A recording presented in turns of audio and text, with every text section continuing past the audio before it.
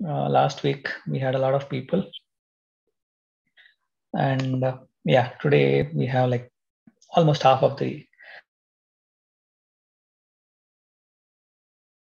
about decentralized finance. Okay, but I'm sure like majority of you, would like to know what is happening with Bitcoin, where are we heading, and if possible, like what are the factors that have contributed to such a big dip. Okay, I'll just explain you uh, my understanding of why it might have happened like this, and what I think is going to happen. Again, this is not a financial advice, this is just my opinion. Okay, so do your own research, do not uh, do any trades or anything related financial related based on my opinions. Okay, let me just share my screen and I would like to present some data and I'll discuss. Okay, I hope everybody can see my screen. Yes, Rajesh. Okay, good. So this is the major reason why I think Bitcoin has dipped this much is because of leverage trading. Okay, leverage trading you can compare to options in your traditional finance. Okay, but this works a little bit differently. So how does leverage trading work? So you can bet, 10 times, 15 times, 20 times, 100 times your whatever capital you're putting. You can bet, more than that. Like for example, Bitcoin is like already at the bottom, and from here it will only go up. It's not going to come down. So what people generally do is they leverage trade it. So they say like they do a leverage trading of 10x, 15x, 20x, or whatever it may be. Okay. So how does that work? So let's say like you put $100 worth of Bitcoin. So you say like, okay, I'm putting $100 worth of Bitcoin and my leverage is 10x. Okay. So what that means is for every percentage fluctuation in the Bitcoin price, your capital will fluctuate 10%. So let's say Bitcoin, you put the leverage and Bitcoin price increased by 1%. Okay. So since your leverage is 10x, okay, your $100 will gain 10% on the capital. So your $100 will become $110. So let's say Bitcoin increases by 10%. So your $100 will become $100. It will increase by 100% because your leverage is 10. It works the same way in the opposite direction too. So for example, if Bitcoin loses 1%, then your capital decreases by 10%. So if Bitcoin loses 10%, then your capital is totally gone. You lose 100%, and that is called liquidation. Okay. So because of the leverage trades, okay, even a slight change in the Bitcoin price will catapult, and so many people will lose their like total capital, and the exchanges sell. So what happened? How does that work? Okay, so let's say at 34,000, okay, Bitcoin is at 34,000.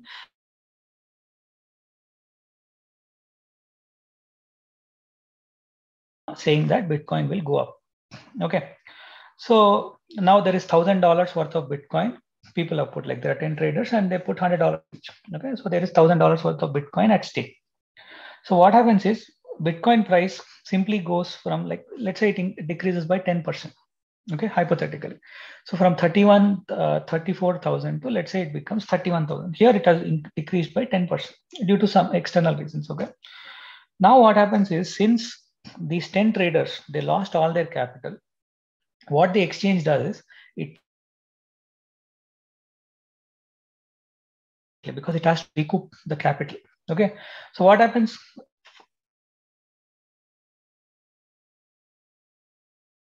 All that Bitcoin and it's simply selling at the market rate by increasing more and more, sell pressure. So, exchange, like it sold $1,000 worth of Bitcoin. So now, the moment you sell, maybe like Bitcoin price fell by like 30,500. So if there were leverage traders who had a leverage of 8x, then they get liquidated. So exchange collects that money and it sells it off. So it has a cascading effect. Okay, so when a price decreases, then all the accounts which are liquidated, they collect all the Bitcoin and they sell it at the market rate because they have to recoup the capital. So it has a cascading effect. So that is one of the major reasons where you see steep corrections. Okay. Automatically, and it has a cascading effect on the Bitcoin price. Okay, so that is one of the major reasons why it is decreasing. There are other fundamental reasons why Bitcoin is decreasing in price, but that is fueled by this leverage trading, and that is accelerating the downfall of Bitcoin. Okay, or the price fall of Bitcoin. Okay, so we look at it like, is there something which we can do by taking a look at the data? Will it give some sort of indications, where the Bitcoin price is going based on this leverage? Okay, so there are like so many sites which give you the open interest, like how many contracts are there, how many longs are there, how many shorts are there, what is the leverage position, and all that stuff. Most of them are paid, but if you see, CoinGlass is providing a free service. Okay, so if you see this, okay, if you see this chart, okay, there are like two graphs, or like two they have charted like two things. One is the Bitcoin price, another is the open interest. Is the Bitcoin price. Okay, now if you observe carefully, the price of Bitcoin goes up when the open interest is low. Okay, if you see here, the open interest is low, it went up all the way. Now it reached the peak. Okay, so the Bitcoin price reached the peak, and at the same time the number of open contracts have increased. So it has come down. So again, it's at a local bottom, then the Bitcoin price increases. Then again the open positions come down, Bitcoin price increases. So if you see, it's like, I don't say exactly it's going to happen every time the same way, but at least there is some sort of a correlation. Okay, if the number of open contracts are high, then the price of Bitcoin is going down. Otherwise, if the number of open contracts are less, Bitcoin price tends to go up. Okay, another measure you can see is the number of 24-hour liquidation volume. So that means this much amount of Bitcoin was liquidated, and this much amount of Bitcoin was lost by the regular traders. So if you see, it's $1.1 billion worth of Bitcoin was liquidated. Okay, and it's like 25% up from yesterday. Okay, so if you see, this is a chart, you can see, like whenever there is a steep correction, the number of liquidations are high. Like yesterday night, we saw there was a steep correction, and you can see the Bitcoin price, the number of liquidations are high because it has a cascading effect. Okay, here also, like if you see on this date, December 4th, you will see like there will be a there was a steep correction, and that caused more and more liquidations. Okay, so some of it is like natural, but some of it is orchestrated by the exchanges. At least that's what a lot of people say.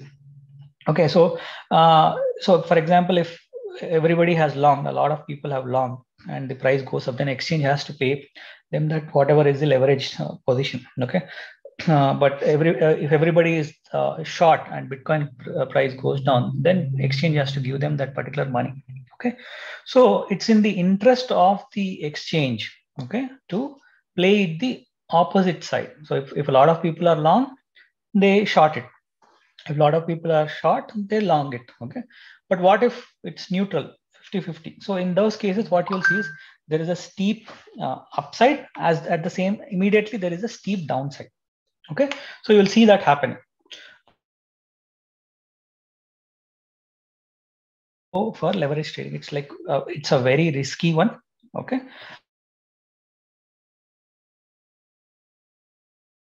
Okay. So another factor I would like to show. Okay, for example, something it's called funding rates. Okay.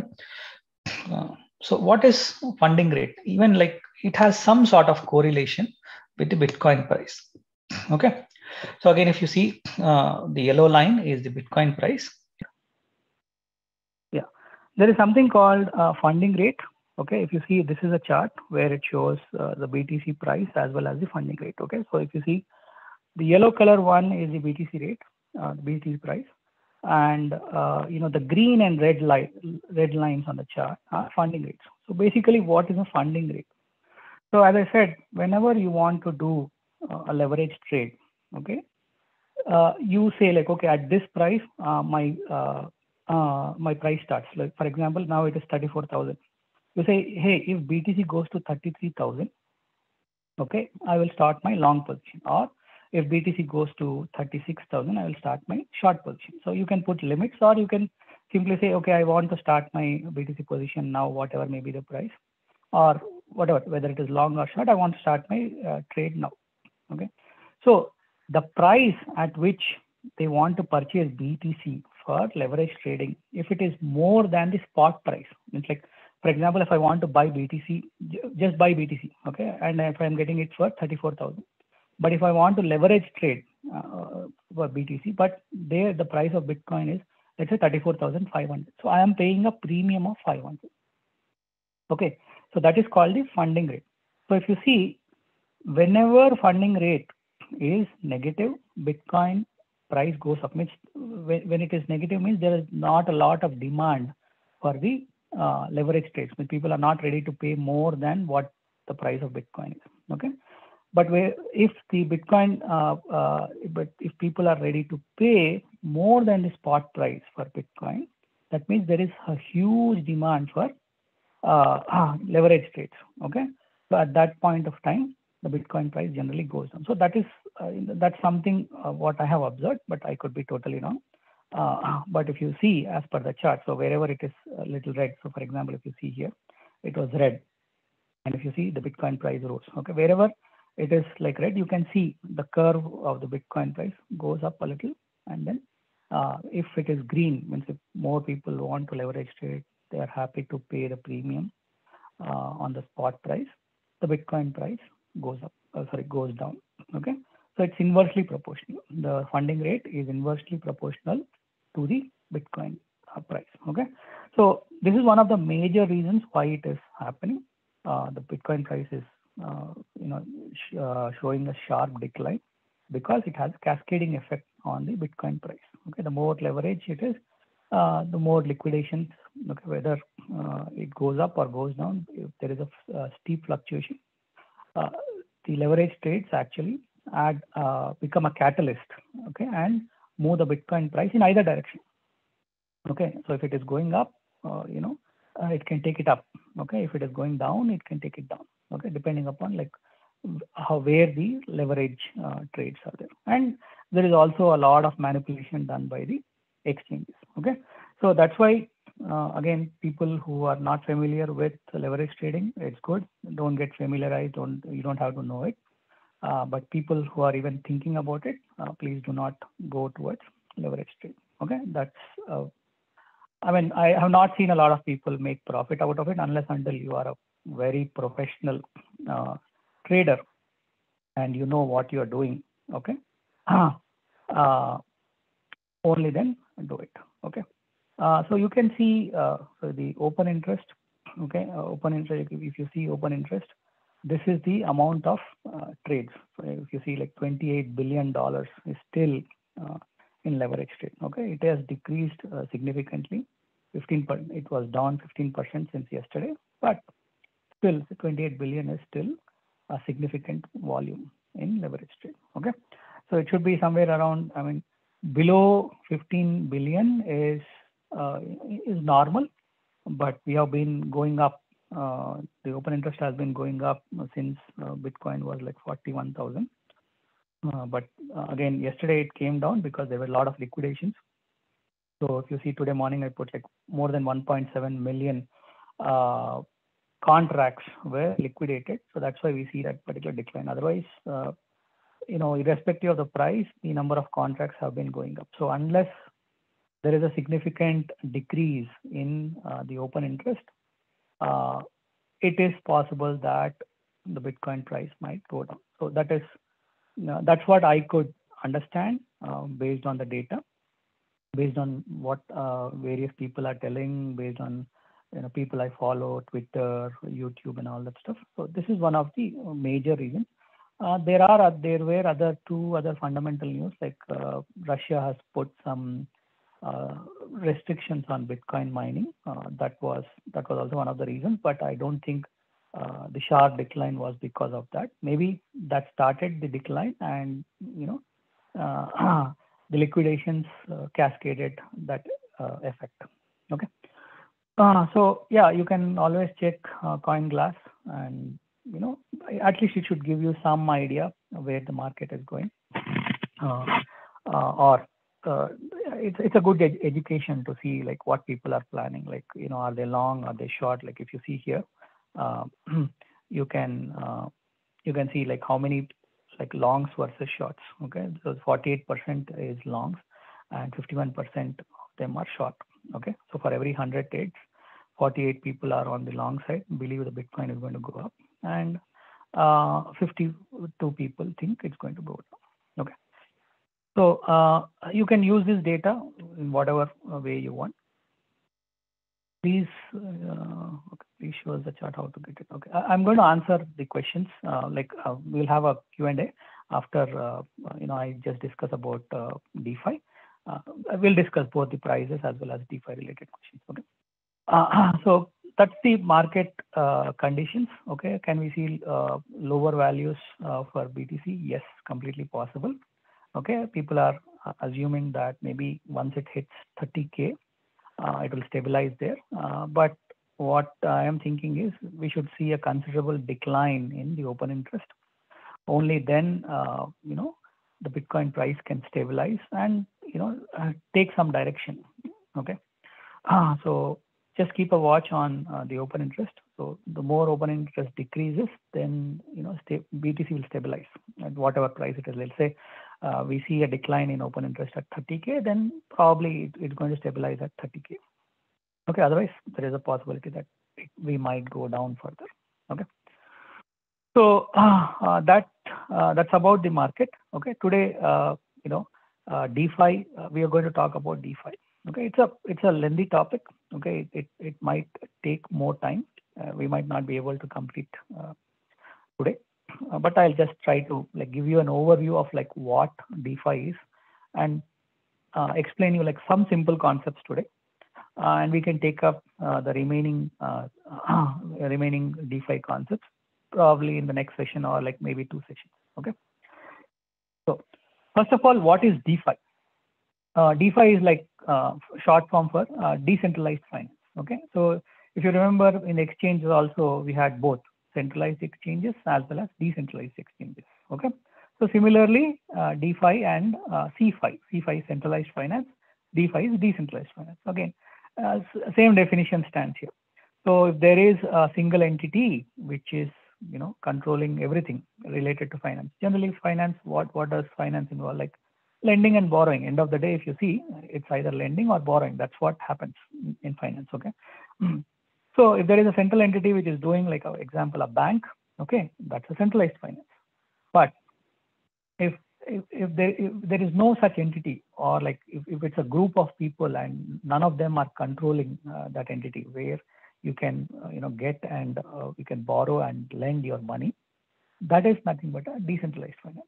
Okay, so how does decentralized finance work? Okay, so generally if you see, there are so many protocols. For example, Luna, MakerDAO, and there are so many, but Luna and MakerDAO are two main protocols. Okay, so again, when I say Luna, there is something called Anchor protocol. Okay, Anchor protocol is the protocol which controls the DeFi or which helps Luna in decentralized finance. Okay, so what does it do? Okay, so how does it work? Okay, so they create something called a pool. Okay, so whenever a protocol launches, what they will do is they will say they will have one or multiple pools. Okay, so what does a pool means? Means people can put money into the pool, and if people put money into the pool, they get some kind of interest out of it. Okay, similarly, people can borrow money from the pool and they pay some sort of interest. Okay, so now there is nobody controlling, like nobody controlling or nobody monitoring it, like who can take loans, who can deposit money. Nobody is looking, like, unless unlike a bank where you go, let's say you go to a bank and you ask them, okay, hey, I want a loan for so and so business. Then they're going to ask you for documentation, your plans, whatever it is. They will ask you for some collateral, how are you going to repay? They might check your credit score and all that stuff. So that's a typical way how banks work. And how does a DeFi work? Okay, if there is no central authority, what is stopping me from just going and taking a loan? Like while other people are depositing, what is stopping me from going and taking a loan? I can take a loan. No, it doesn't work like that. So every protocol has certain rules. Okay. So what are those rules? Okay. So they say, okay, we will give you 40% loan on your collateral. What does that mean is you take your Bitcoin or Ethereum or whatever, they will tell you like what are the assets, different assets you can put as collateral and borrow the money. Okay. So they will define rates. Okay. Let's say, for example, if at a 10%, like your rate is like 10%, if if you are taking 10% of your original collateral value, okay, or it is like 20% if you are taking 50% of your collateral value, okay. So they will define rates. So how does that work? Like, let me give an example. Okay, so let's say you have one Bitcoin. Okay, so and you want to take, let's say, $5,000 loan on that Bitcoin. Okay, so today let's assume it's like for simplicity, let's assume it's like 50,000, and you want to take $5,000, okay, out of that Bitcoin. So what you are doing is you are putting a collateral of 50,000, but you're only taking 10% of that value. Okay, so you will get a better interest rate. Maybe you will get it for like 5% or 8%. Let's say there is another person. What he's doing is he wants like $25,000 on a Bitcoin, assuming the Bitcoin price is 50K. Let's say he wants a loan of 25,000. So he is taking 50% of the collateral value as loan. Okay, he might have to pay more interest. Okay, so that's how the protocols work. So you deposit some money or deposit some asset. It could be Bitcoin, Ethereum, or whatever is allowed by the protocol, and you borrow the money. Okay, you instantly get your money, and whenever you pay back the whatever is the money you got, your asset gets released to you. So if you see, there is no trust. I mean, you don't have to trust anybody. Somebody is putting Bitcoin as collateral, and they're getting the loan, and whenever they pay back, they get their asset back. Okay, so there is nobody who is controlling it. Okay, so there is a protocol, and it's just a software code based on certain rules. They have written that, and they have put it on the chain. Okay, and people can borrow. Like, say, for example, if you borrow, you pay interest. If you lend, you get the money. Okay, so the protocol balances. Like, say, for example, if there are a lot of people who are interested in giving the money, like depositing the money, automatically algorithmically it will decrease the interest rate given to the external users, people who deposit. Similarly, if a lot of people want to borrow, then automatically it will increase the rate for borrowing, and at the same time it will also increase the rate for people who are depositing. Okay, so it's totally controlled by software, or like whatever is the protocol. End of the day, protocol is nothing but it's software code written behind it. Okay, so sometimes like they call them as protocol, sometimes they call it as like DAOs. Okay, so make a DAO, like a decentralized autonomous organization. DAO stands for decentralized autonomous organization. Okay, so these are group of people who have designed that protocol, how it will work, what are the rules, and all that stuff.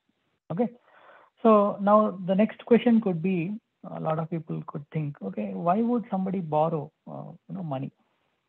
Okay, why would, like, how like I'm sure like a lot of people want to deposit, but like why would people want to borrow? Okay, you'll be amazed to see like there are so many use cases. Like people use this lending and borrowing in so many different ways.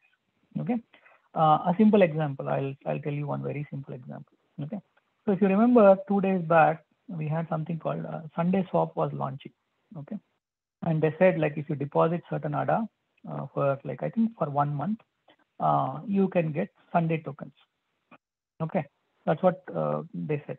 So a lot of people who had ADA, they were like simply, taking their ADA and putting it into the Sunday swap staking pools, and they want to get this. But let's say I don't have any ADA at all.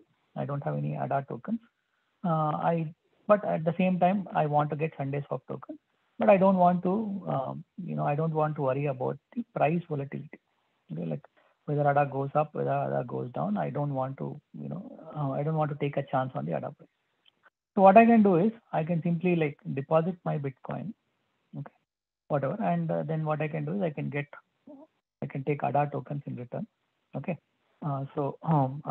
let's say I give 1 Bitcoin and I take 10,000 ADA tokens. I go and put it in Sunday swap. Okay, maybe I'll pay like 5%, 10%, whatever is the interest. And after a month, once I get my Sunday token, I simply withdraw the ADA from my wallet, return it back from wherever I borrowed, and I get my Bitcoin back.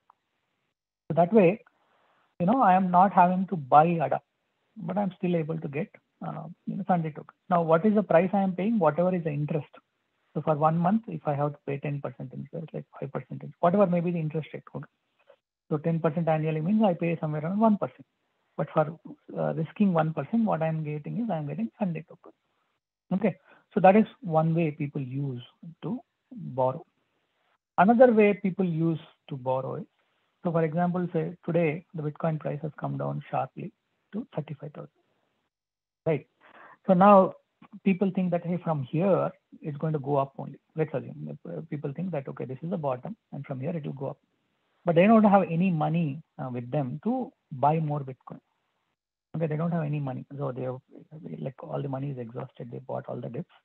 It's exhausted. But they think, okay, now if I have more money, if I could put more money from here, Bitcoin is only going to go up. So what they can do is, or what majority of the people do is, they take their Bitcoin, again, lend it to they deposit as a collateral to one of the protocols. They get back USDC and they buy whatever assets they want.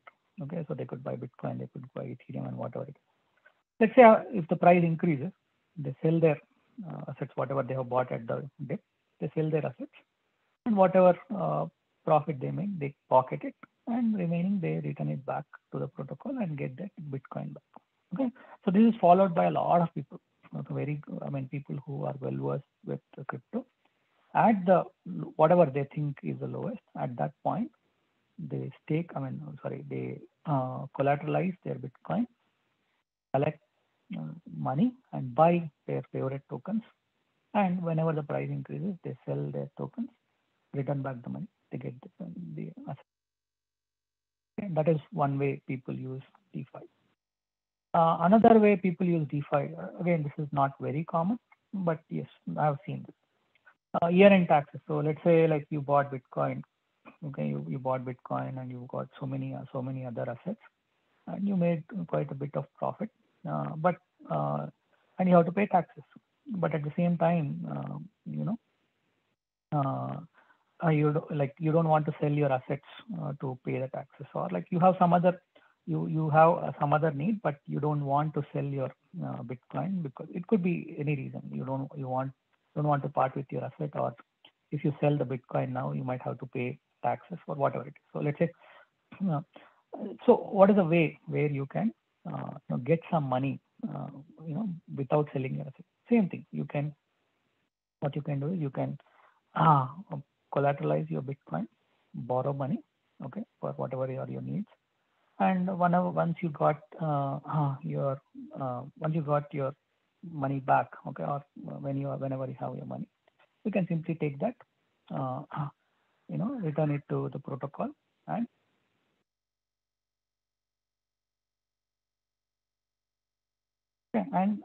get back your Bitcoin. So that people do that. Okay, they they don't want to sell their assets to find more liquid cash, so they give it to the protocol, they get it. Okay, so that is about like on the borrowing side. Like that's not a lot. I mean, you might have heard a lot of people saying like, I deposited money, I got so and so, like this much interest rate, that much interest rate. But on the other side also there are a lot of people who are borrowing it. Okay, so that's how these protocols work, or that's how these protocols make profit. So generally, when they lend it out, they lend it out for a higher interest rate. When somebody deposits, they give a less percentage. So whatever is the difference in the interest rates, they pocket it. Okay, that's how all the DeFi protocols work. Okay. Next is like you have something called staking. Okay, so what is staking? Okay, staking is also like very similar to lending your asset. Okay, and getting some sort of interest. Now that interest could be in whatever USDC or in native currencies of those exchanges. Okay, so again, native staking, everybody might be familiar, but for example, if you buy USDC in Voyager, okay, they pay you some interest. Okay, by buying USDC and keeping it on their exchanges, you get some interest. Okay, that is one kind of staking. Okay, so if you go into non-exchange related staking, okay, so you will see this. Okay, for example, you buy some token. Okay, and they say like you keep it for 30 days, we will give you 100% APY. Okay, or we will give you like 200% APY. So for example, if it's a new project, let's say a cryptocurrency has started today. Okay, and they don't like the project owners or like whoever are the project DAO people or whoever is controlling that project, they don't want the price of the token to go down drastically because they don't want people to sell it.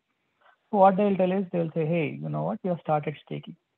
Okay, put your currency, take your crypto, stake it with us, means put it in our wallet, and if you hold it for like 30 days, we will give you 5% APY or 6% APY, 10% APY, 20% APY, 100% APY.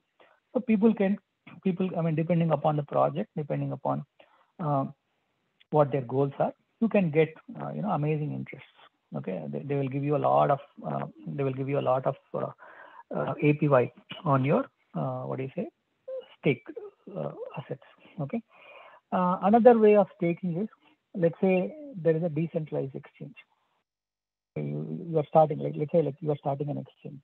Okay, it's a decentralized exchange. You will not put any capital in. You have to get the capital from outside. Okay, so why do we need capital in order to start an exchange? Because like when people sell, like exchange has to provide them that liquidity. Like for example, you are in Coinbase.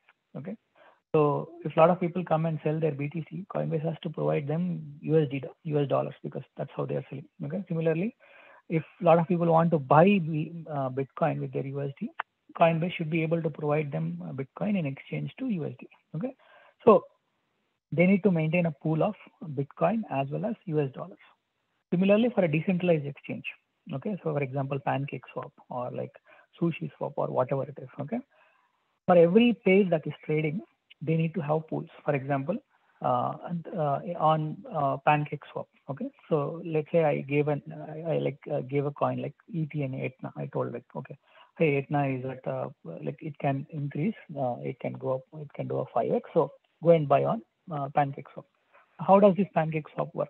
Okay, in order for them to enable Etna trading, okay, they will have a trading pair. So for example, you can buy Etna with US dollars, USDT or BNB. Okay, so based on the trading pair, they will maintain. Okay, they will maintain some BNB and they will maintain some Etna. Okay, so whenever people want to buy, they pay BNB and the BNB goes and sits into the BNB pool. Okay, and Etna is they transfer Etna from their pool onto the buyer's wallet. Similarly, when somebody sells Etna is deposited into the Etna pool and BNB is transferred or sent to the seller. Okay, so that's called a pool. Okay, you have a currency pair, and for every currency pair there needs to be a pool. So now exchange, like there is since decentralized exchange is not controlled by anybody, there is no central authority who is maintaining that pool. I mean, who puts that kind of money into that. So what they tell is they give the option to the users, I mean to people like us, saying that, hey, you come and stake it. Okay, you come and stake your money in this exchange. Okay, in return, we will give you 100% APY, 200% APY. Means if you put it in for a year, okay. So let's say people say like, okay, stake your Etna in PancakeSwap and you get 100% APY. Means let's say you put 1,000 Etna today. Okay, at the end of the year, if you keep it in that pool, which is giving you 100% APY, you will get 2,000 Etna. Okay, now whether the price of Etna goes up or down, it's immaterial to them. But since you have staked it, they will give you. Okay, so that's how decentralized exchanges use staking. Okay, they enable currency pair trading by staking. Okay.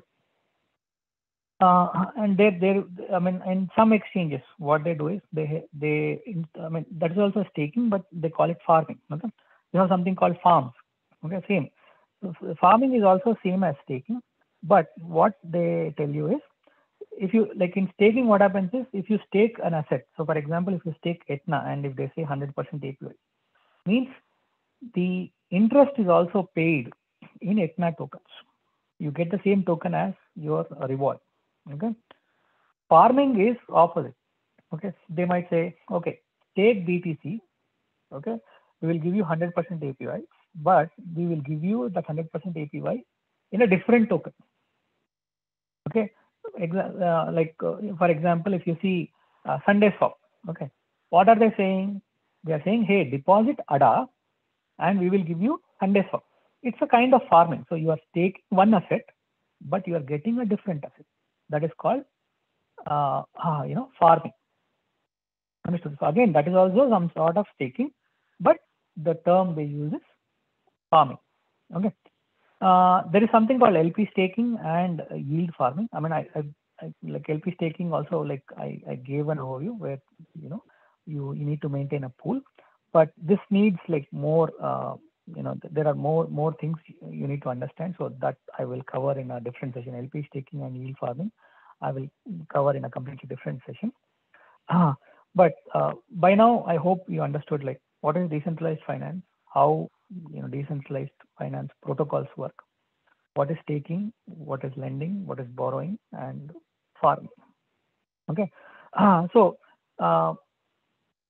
you can do staking, farming, in so many different places, in so many different ways. A simple thing for like anybody who is new, I would say start with Voyager.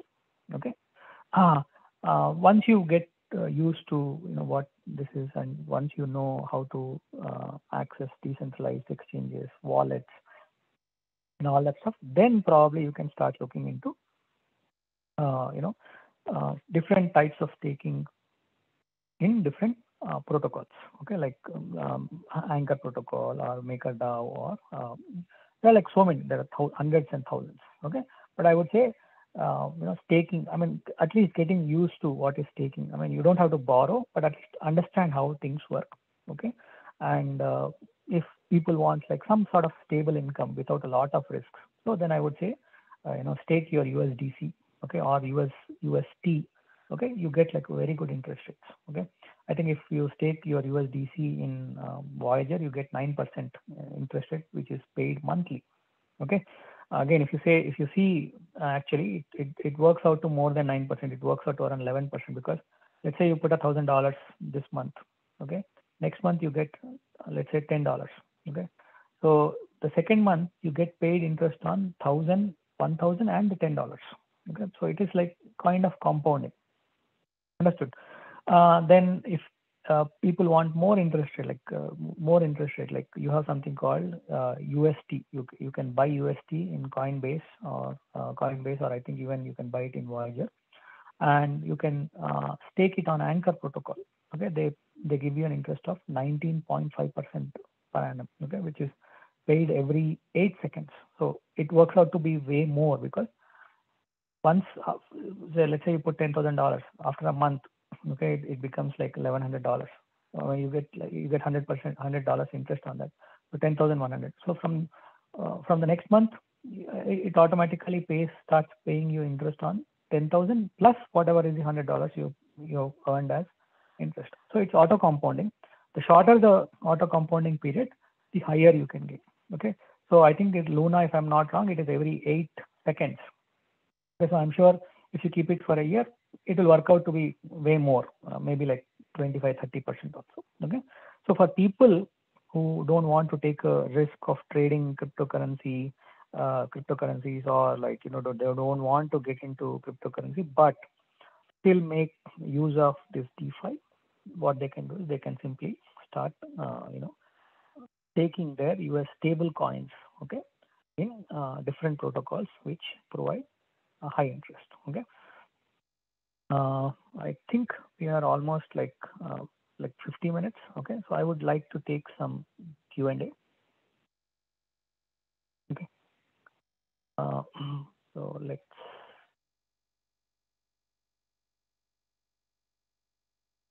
Okay, people can start putting questions. Okay, I'll try to answer as many as possible. Okay, the first question I see is there a way to see what percentage of volume is leveraged? Okay, so yes, you can see what percentage of volume is leveraged. If you see the open interest, $28 billion is the open interest, and you can see the Bitcoin daily volume. Okay, based on that, you can automatically calculate the percentage.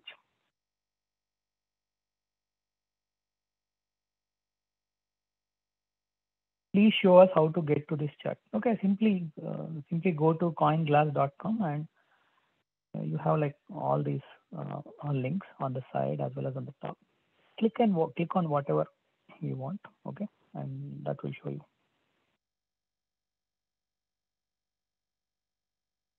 Will you call it out in an alert group if you notice? Okay, I don't know what was the thing. Like, will you call it out in the alert group if you notice?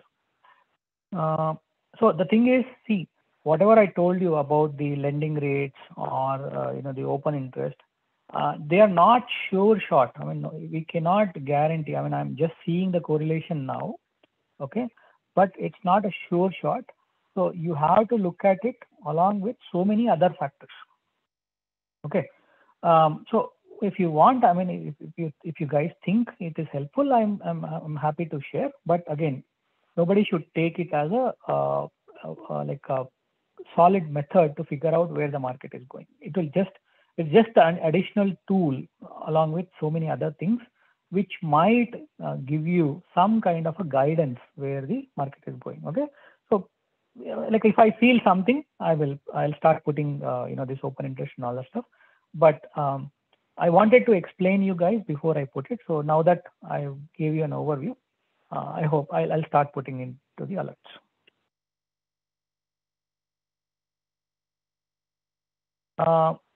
Can you guide us how to take DeFi? Okay, I really don't understand what you mean by take DeFi.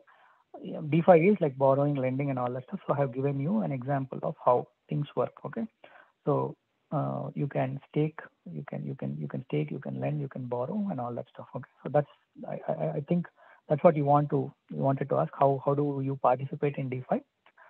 So depending upon like where you are, if you are very new, I would say just buy stable coins because they don't lose value.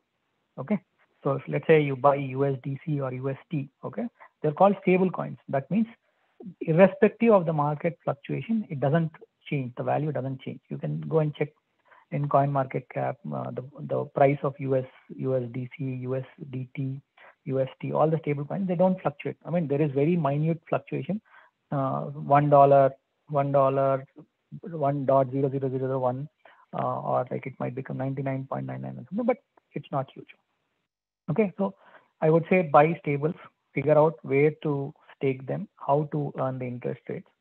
Once you get used to it, once you learn more and more about DeFi, start getting into more difficult things. Okay, there are like, whatever I told you is very plain, very basic. Okay, in the coming sessions, I will explain what are the other ways you can do, which are more complicated, which are more risky, but I'll explain. For now, I would say just concentrate on stables and how to get interest by staking your stables. Okay. Next question is UST. Does it also lose value or become invalid? Okay. So generally a stable coin does not lose value, but becoming invalid is like, you know, whatever protocol, if it gets hacked, okay, for example, UST is a Luna stable coin, okay.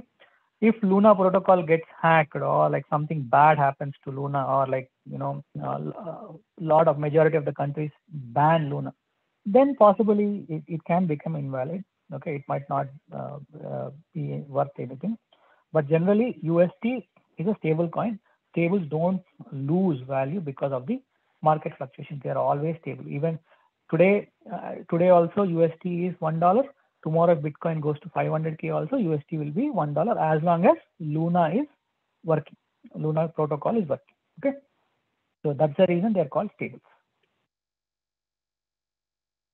Can we take this on Binance? I'm assuming the question is, can we do this on Binance? Yes, you can. I mean, Binance also has some sort of staking, but I'm not sure about the interest rates and all that stuff. So you get into Binance and like see staking. They have some staking. You have to figure out what is good for you and take a call. Can you share a good video on how to stake on Anchor protocol, or show us now if possible? Okay, I can definitely share good. I think I have already shared, but I can definitely share a few videos on how to set up wallets for staking UST and getting the interest. I'll share 2 videos. First is, you need a Luna wallet, okay, Terra wallet, and then you need to transfer money from whatever is your exchange to a Terra wallet, and there you need to stake. I have shared 2 videos, but again, after this call, I will share the same videos again on how to stake on Anchor protocol. Okay. Again, another thing, I'm just giving you information. Please do not take it as a financial advice. Okay. But let's say today, since I told you that you're going to get 20% interest, someone goes and takes all their savings, like it could be 10,000, 20,000, buys UST, puts it on Anchor protocol, and tomorrow if Luna gets hacked, you are responsible for it. I'm not responsible. I'm just giving you an idea. There are inherent risks everywhere. Okay, be it Voyager, be it Coinbase, be it Luna, or any DeFi protocol, there are risks. So only do if you can tolerate that risk. Do not take this as a financial advice. Okay, I can give you examples of so many protocols which went to zero because they were hacked or whatever. Okay, so there are cases where everything went to zero. But in the recent times, at least since 6 to 8 months, UST has been very stable. Luna has been doing very well, and a lot of people in crypto have been staking. Okay, so that's all I can tell you.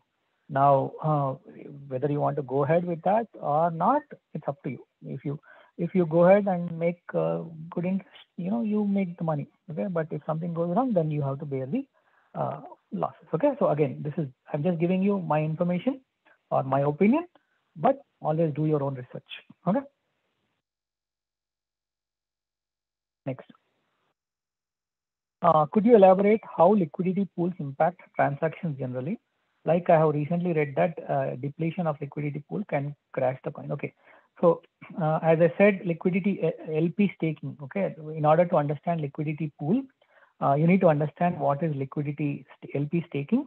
Okay, so that's a big topic. Okay, in itself. So I would like to explain first what is LP staking, how it works, and then I will explain you the challenges and the benefits of LP staking. Okay, so I'll try to cover it in the next topic.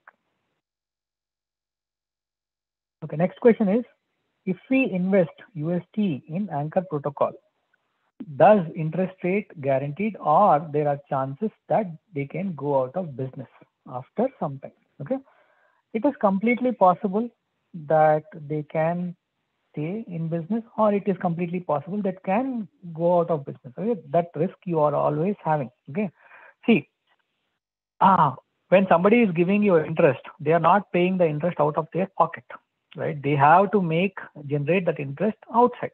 Okay, so as long as they are getting the interest outside, they will pay you interest. See, it is same as a bank, right? So in India, you might have heard like so many banks. Okay, they give you 12% interest. There are banks which constantly provide you that kind of interest. there are banks like, where, they have taken your money, lent them to someone else, and they did not pay. So eventually you will lose your money. So it's very much like a bank, but there is no central authority. Everything is controlled by a software. Okay. There are no, as long as everything works well, then things are good. But if somebody hacks it or something goes wrong due to regulations or something, then there is a possibility that everything might go down. So don't put a lot of money. And let's say, you want to put 1% of your portfolio, which is, let's say, hypothetically 10,000. I would not put all 10,000 in one protocol. Okay. Maybe I'll put some in Voyager, I'll put some in UST, I'll put some in some other protocol. So, even if one of them gets hacked, my other money is safe. So always diversify, even while, staking for interest. Okay. Whatever you talk about Bitcoin today, is it applicable to other cryptos like ETH? Okay. So today I spoke majorly about leverage trading and all that stuff. Yes, that is possible for other cryptos also. You can check the data for other cryptos also. For example, if you see here, let me show here. So if you see, the Bitcoin was selected. Okay, you can see the leverage positions on Ethereum. You can see the leverage positions on Solana, DOT, and all that stuff. So you can definitely, this site provides all that. But the impact of other cryptos on overall market is less. The impact of Bitcoin is huge. So if you want that specific coin, what is happening, yes, you can go and check for that. But what I told you is of the entire crypto market, and Bitcoin will give you that perspective. Okay, but you can check, you can see there are so many other tokens also where you can figure that out. Okay. Let me just.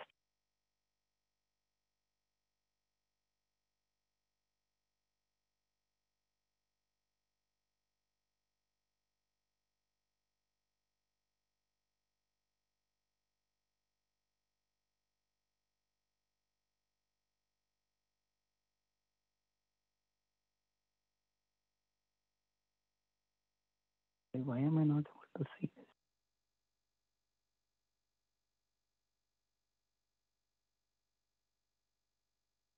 Okay. Next question I see is there a good site that provides the best staking farming returns for the coins? Oh, sorry, let me see. Maybe I have missed some questions. Okay. To start the crypto journey, which will be the best exchange to open the account? Okay, I've covered this in my last session, so please take a look. I would say start with Coinbase Pro and Voyager, and from there you try to understand how DeFi works. I mean, decentralized exchanges work, and start trading in them. Okay. Next. Hearing a lot news about stable coins from past 1 week. I hope USDT might back up, as it has a lot of swapping happening in exchanges like KuCoin and others. Not sure though. What about USDC? Is it still good? Okay. So my understanding is you are trying to ask me which one is a good stable coin, and you are seeing a lot of exchanges happening with USDT. Okay.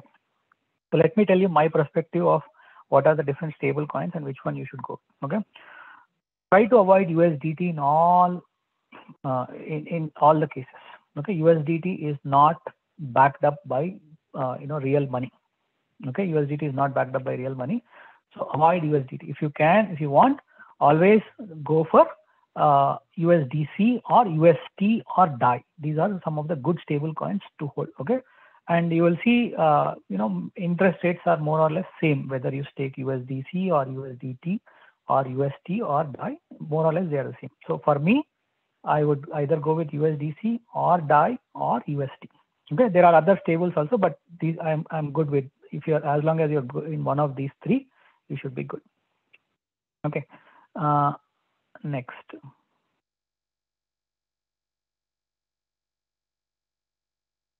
Okay, I said how do you is it UST or USDT? I said USDT. Don't go with USDT, but you can go with UST. Okay, UST stands for US dollars, US Terra. Okay, USDT stands for US dollars Tether. Okay, so I'm saying don't go with Tether, which is USDT. You can go with UST, which is US Terra. Okay, how to identify the security and reliability of DeFi? Okay, so you need to look at the audit reports of that protocol. Okay, so generally you have to see who has audited their DeFi protocols. Okay, so generally Certic is one of the good auditors. So if Certic has given, then you can understand that they have done good. Okay, there are so many other sites also which will give you, okay, which will give you the security of it. Okay, let me see if I can show you. So this is also one of the good site, DeFiYield.app. Okay, so you can enter your wallet and it will take you to or like click on explore mode. Okay, so there are like so much information here. Okay, audit database, rect database. If you see my screen, you can check. It will give you audits of different protocols. It will tell you what are the issues, what are the challenges, how can it get hacked, what are the different ways to it's vulnerable and all that stuff. So this is a very good site, DeFiYield.app.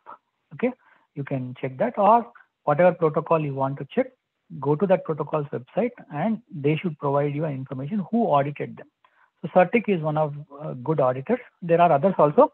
If you learn more, you will understand what are the different auditors and which one you can consider as good one. Okay. Okay, and let me go to the next question. I see both. Which one are you referring? I don't know what you are talking about. I think you're asking about USDT or UST. Okay, so I said US dollars Tether is bad. Don't go for that. USDT, don't go for that. UST is US Terra. Go for that. I hope I answered that question. Where are we getting high interest rates for USDC? You need to search. Okay, like again, Voyager is not the only one. There are like hundreds of protocols. Check MakerDAO, different decentralized staking pools. Okay, find out. Like otherwise, convert your USDC into UST. Okay, UST, the 3-letter word UST. Stake it on Anchor protocol. Is there a good site that provides the best staking farming returns for coins? Okay. Okay, there is no centralized one good one, but there are like so many. There are so many. But again, I'm telling you based on my research. Okay, the best ones are like very safe. I mean, when I say safe, among whatever are available, go for Anchor protocol. That is the safest. But check otherwise check beefy.finance. Okay, beefy.finance. There you will get a lot of information. Again, that is just one of the sites. You just need to research where you are going to get. I'll try to find some sites. But for me, beefy.finance is a good one where you can figure out what are the different protocols and what are the interest rates they are providing. But among them, the best is Anchor protocol. Okay. Or even safer than Anchor protocol, if you want to go with a centralized exchange, go for Voyager. Where are we getting high interest rates on USDT? Yeah, Voyager is a good example. Celsius is a good example. Nexo is a good example. Like go and check. They give you anywhere. BlockFi is a good example. So anywhere between 8.5 to 10 to 12% they give you on stables. So even for USDC, go and check Nexo, Celsius, BlockFi, Voyager, and beefy.finance. Okay, check all those things. You'll see different ways. Okay, and wherever you like, whatever rate you like, you deposit your stables and start earning money. Okay, this is outside. This is outside DeFi topic. When you say taking tokens in, are you doing token features, calls, puts? There is nothing like taking tokens. I'm thinking your question was when you say staking tokens in KuCoin, Binance, and Voyager, are you doing token features, calls, puts? No. Staking is not calls and puts. Staking is you're just keeping your crypto in their wallet, and they pay you some interest. It is just like keeping your money in your savings account. It is not calling, it's not doing futures. Okay. BEEFY, BEEFY. Let me just search. BEEFY Finance. Okay, so this is spelling BEEFY .finance. Okay, so just go to their site. I hope you guys can see my screen, right? Okay, so you click on launch app, and it will show you different protocols, you know, how much interest they are giving and all that stuff.